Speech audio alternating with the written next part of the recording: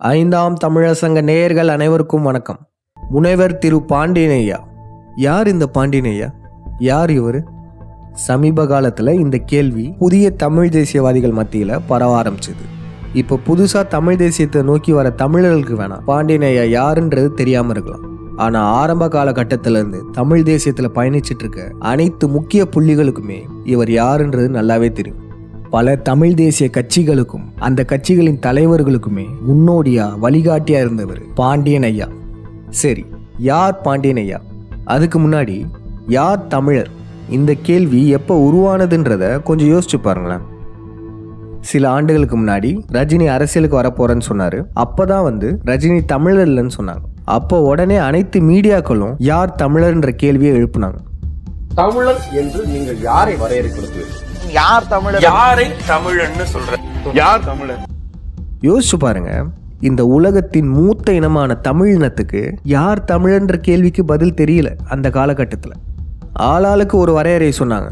ஒரு சிலர் என்ன சொன்னாங்கன்னா, தமிழ் மொழிப்பட்டு இருந்தாலே அவங்க தமிழர்னாங்க. இன்னும் ஒரு சிலர் தமிழ் பேச தெரிஞ்சாலே அவங்க தமிழர்னாங்க.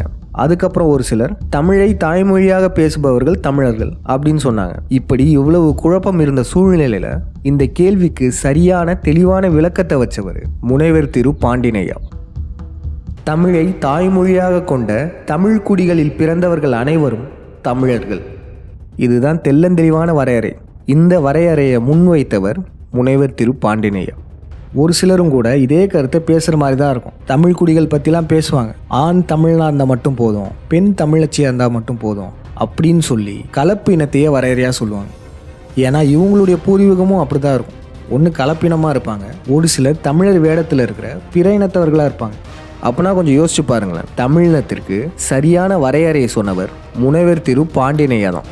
சரி, அதுக்கப்புறம் பாருங்க, இந்த உலக அரசியல், உலகம் முழுக்கவுமே இந்த உலக அரசியல் பேசுகிறவங்க பலரும் இருக்காங்க.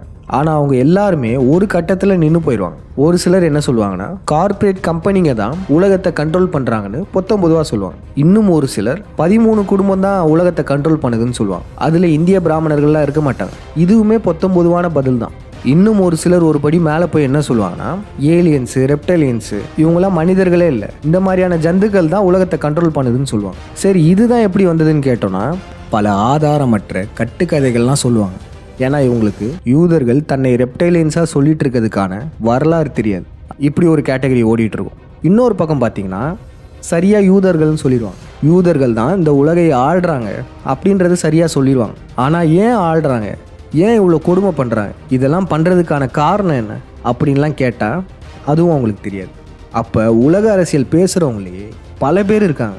அந்த பல கேட்டகரிகளுமே ஏதோ ஒரு கட்டத்தில் ஸ்டாப் ஆயிடுறாங்க. அவங்களுக்கு பதில் தெரியாது. நீங்களே போய் தேடி பார்த்துக்கோங்கன்னு சொல்லுவாங்க.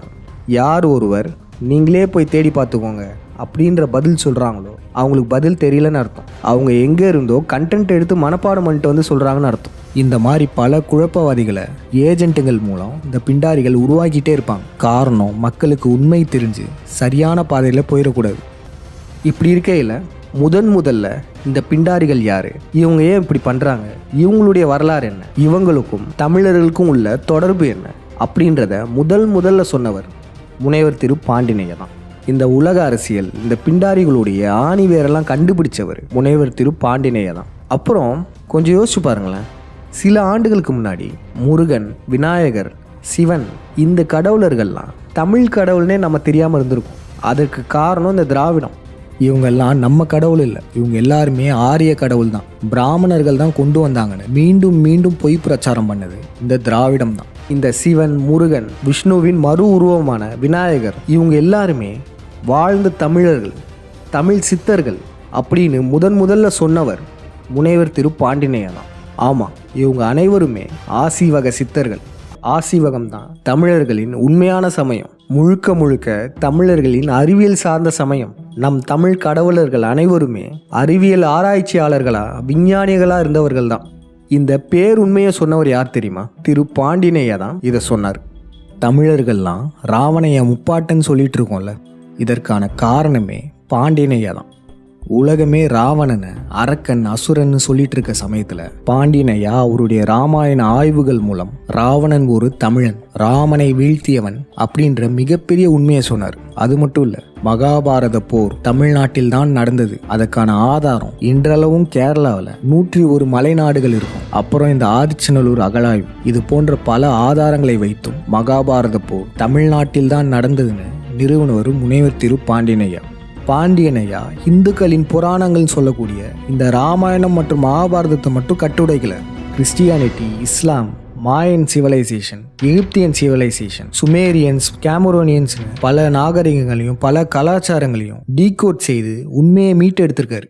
இந்த பிண்டாரிகளின் வரலாற்றை படங்கள்லாம் சொல்றாங்க அப்படின்னு சொல்லி முதல்ல இந்த பிண்டாரிகள் சார்ந்த மூவி டீகோட் செய்தது பாண்டியனையா தான். அது மட்டும் இல்ல, இந்த யுக கோட்பாடு சத்திய யுகம் வந்துருச்சு. இந்த யுகத்துல தீய எண்ணம் படைச்சவர்கள் வீழ்வார்கள். சத்திய யுகத்தில் தமிழினம் மீண்டலுன்ற பேருண்மையை கண்டுபிடிச்சு சொன்னவர் பாண்டியனையா தான்.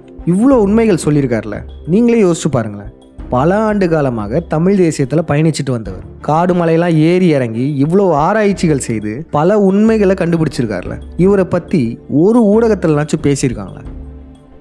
இவரை வசைப்பாடி பல ஊடகத்தில் பேசியிருக்காங்க. ஆனால் இவருடைய உண்மையான ஆய்வுகளை பற்றி ஏதாச்சும் ஒரு ஊடகத்தில் பேசியிருக்காங்க. அது மட்டும் இல்லை, பாண்டியனையாவுடைய கருத்துக்கள்லாம் தமிழர்களிடையே பரவி பாண்டியனையா யாருன்றது தெரிஞ்சிடக்கூடாதுன்னு சொல்லிட்டு பல போலிகளை உருவாக்கி வச்சிருக்காங்க. நம்ம சமீப காலத்தில் கூட பல போலிகளை களை எடுத்துட்டு வந்துட்டு இருக்கோம். அந்த போலிகளுமே பாண்டியனையாவுடைய ரீப்ளேஸ்மெண்ட் தான், டூப்ளிகேட்ஸ் தான். பாண்டியனையா சொல்ற கருத்துக்கள்லாம் அவங்க கண்டுபிடிச்ச மாதிரி அவங்களுடைய கருத்துக்களையும் மிக்ஸ் பண்ணி பொதுத்தளத்தில் பேசுவாங்க. இவங்களெல்லாம் கருத்து திருடர்கள்னே சொல்லலாம். பல துறைகளில் பல ஆட்களை உருவாக்கி வச்சிருக்காங்க. முக்கியமாக ஆசீவகம், பல பேர் ஆசீவகம் பேச ஆரம்பிச்சிட்டாங்க. யாருன்னே தெரியாத பலருமே ஆசீவகம் பேசினாங்க. அதற்கு காரணம் என்னன்னா, மக்களுக்கு உண்மையான ஆசீவகம் என்னன்னு தெரிஞ்சு பாண்டியனையா பக்கம் போயிடுவாங்கல்ல. அப்படி போயிடக்கூடாதுன்றதுக்காக தான் பல ஆசீவகம் பேசும் போலிகளை உருவாக்க முயற்சி பண்ணியிருக்காங்க. இப்போ இந்த சாரங்கபாணி என்பவரை தமிழ் தேசிய ஊடகங்கள்லாம் ப்ரொமோட் பண்றாங்க. பாண்டியனையாவின் கருத்துக்களோட இவருடைய கருத்துக்களையும் மிக்ஸ் பண்ணி பேசிடுவார். மக்களுமே கொஞ்சம் கூட ஆராய்ந்து பார்க்காம சிந்திக்காம இவரை நம்ப ஆரம்பிப்பாங்க. இப்படிதான் பல போலிகளை அடுத்தடுத்த கட்டங்களை உருவாக்கிட்டே இருக்காங்க. காரணம், ஒரு உண்மையான தமிழன் எந்த சூழ்நிலையிலையும் மேலே வந்துடக்கூடாது. இந்த ஆரியம், திராவிடம் மற்றும் போலி தமிழ் தேசியவாதிகளை எந்தவித சமரசமும் இன்றி இவர்களின் முகமுடிகளை கிழிப்பவர் தான் முனைவர் திரு பாண்டியனையா. இவருடைய கருத்துக்களை இருட்டடிப்பு செய்யறது நம் எதிர்காலத்தை இருளாக்குறதுக்கு சமம். நம் கடந்த காலத்தை பற்றி தெரிந்தால்தான் நம் எதிர்காலத்தை நோக்கிய பயணம் சரியா இருக்கும். அப்படி நம்ம கடந்த கால வரலாறுகளை துல்லியமா மீட்டெடுத்து கொண்டு வரவர் தான் பாண்டியனையா. பல ஆயிரம் ஆண்டுகளுக்கு அப்புறம் மீண்டும் தமிழர்களுக்காக 5ஆம் தமிழர் சங்கத்தை உருவாக்கியவரும் நம்ம ஐயா தான்.